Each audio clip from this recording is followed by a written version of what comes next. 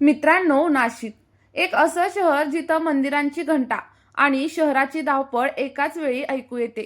लोकांच्या मनामध्ये खूप जास्त स्वप्न आहेत, आशा आहेत आणि त्या आशांना धरून जगण्याची जिद्द देखील आहे. पण कधी कधी हीच आशा आणि हा विश्वास माणसाला अशा काही अंधारामध्ये ढकलतो, ज्या ठिकाणावरून परत येणं खूप जास्त कठीण होतं. मित्रांनो, आजची ही कथा देखील एका अशाच मुलीची आहे, जी फक्त तिचं आयुष्य सुधारण्यासाठी एका माणसाकडे गेलेली होती. पण त्या एका तिच्या निर्णयाने तिचं आयुष्य मात्र संपूर्णपणे उद्ध्वस्त केलं. ही कथा आहे विश्वासाची, फसवणुकीची आणि त्या भयानक सत्याची, जी ऐकून तुमच्या देखील अंगावरती काटा आल्याशिवाय राहणार नाही.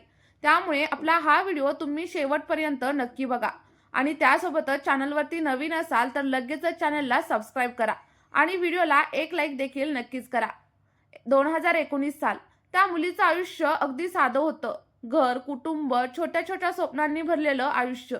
काही मोठ्या अपेक्षा नव्हत्या, पण मनामध्ये एकच इच्छा होती. आयुष्य स्थिर व्हावं, चांगली नोकरी मिळावी आणि योग्य वेळी चांगल्या मुलाशी आपलं लग्न व्हावं. प्रत्येक सामान्य मुलींप्रमाणे ती देखील आपल्या भविष्याबद्दलची सुंदर स्वप्न रंगवत होती. पण जेव्हा आयुष्य अडचणीमध्ये येतं, तेव्हा माणूस कोणत्याही थराला आणि आधाराला धरायला तयार होतो. कधी तो देवाला धरतो, कधी नशिबाला आणि कधी कधी अशा माणसांना धरतो जो स्वतःला देवाचा दूत म्हणवत असतो. एक दिवस त्या मुलीचे दाजी तिला म्हणाले की आपण एका मोठ्या ज्योतिषाकडे जाऊया. सुरुवातीला तिने या सगळ्यासाठी नकार दिला, पण घरच्यांवरती विश्वास ठेवायला ती देखील शेवटी तयार झाली आणि त्यानंतर नाशिकमधील कॅनडा कॉर्नर या ठिकाणावरील त्या ऑफिसमध्ये जाऊन ती पोहोचली. बाहेरून अगदी साधं दिसणारं ते ऑफिस आत मात्र वेगळ्याच दुनियेसारखं वाटत होतं. जिथे बसलेला होता अशोक खयात, एक साधा दिसणारा पण बोलण्यात मात्र विलक्षण आत्मविश्वास असलेला.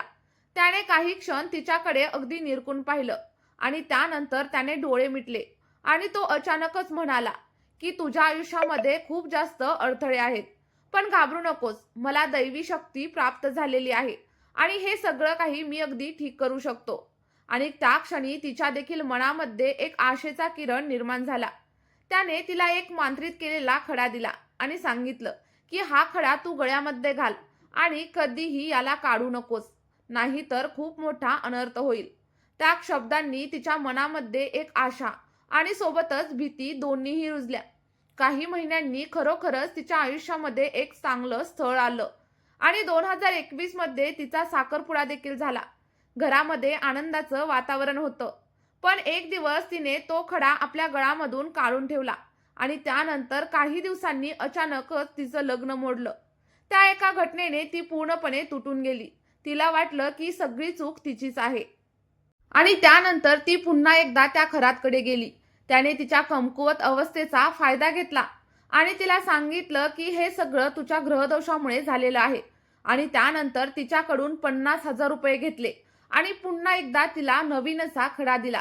आता ती पूर्णपणे त्याच्या प्रभावाखाली आलेली होती. तिच्या आयुष्यामधले प्रत्येक निर्णय आता तो ठरवू लागला.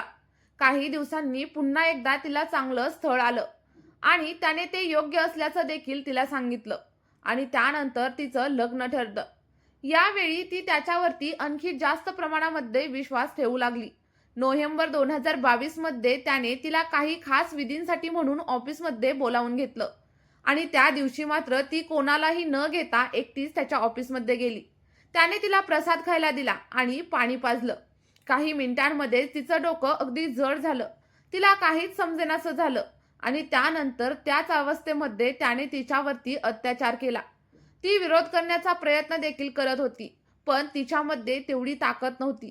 त्याने तिला धमकी दिली की जर तू माझी प्रियसी झाली नाहीस तर तुझं आयुष्य उद्ध्वस्त होईल. आणि भीतीपोटी आणि त्यासोबतच लाजेपोटी ती आता गप्प राहिली. लग्न झालं आणि लग्नानंतर देखील हे सगळं थांबलं नाही. तो वारंवार तिला बोलावू लागला आणि तिचा गैरफायदा घेत राहिला. ती मात्र आतून तुटत होती, पण कुणालाही आणि काहीही सांगू शकत नव्हती, कारण तिला भीती वाटत होती की कोणी तिच्यावरती विश्वास ठेवणारच नाही. आणि त्याच दरम्यान त्याच ऑफिसमध्ये काम करणाऱ्या नीरज जाधव या ऑफिस बॉयला सगळं काही हळूहळू समजायला लागलं. त्यानंतर त्यांनी सीसीटीव्हीचे व्हिडिओज मिळवले, पण सत्य बाहेर आणण्याऐवजी त्याने खराताकडे पैशाची मागणी केली आणि त्याला ब्लॅकमेल करण्याचा प्रयत्न देखील केला. त्याने तो व्हिडिओ त्या मुलीला पाठवून दिला आणि त्यानंतर तिच्या दाजींकडे देखील तो व्हिडिओ पाठवण्यात आला आणि इथूनच या घटनेला वेगळं असं वळण मिळालं. दाजींनी तिला अजिबात दोष दिला नाही, उलट तिच्या पाठीशी खंबीरपणे उभे राहिले. त्यांनी तिला समजावलं की तुझी यामध्ये काहीही चूक नाही, आपण लगेचच पोलिसांकडे जाऊ आणि रीतसर तक्रार करू. त्या एका आधारामुळे ती धाडस करून पुढे आली आणि सगळं काही सत्य आपल्या घरच्यांना सांगितलं. त्यानंतर पोलिसांमध्ये तक्रार दिली गेली.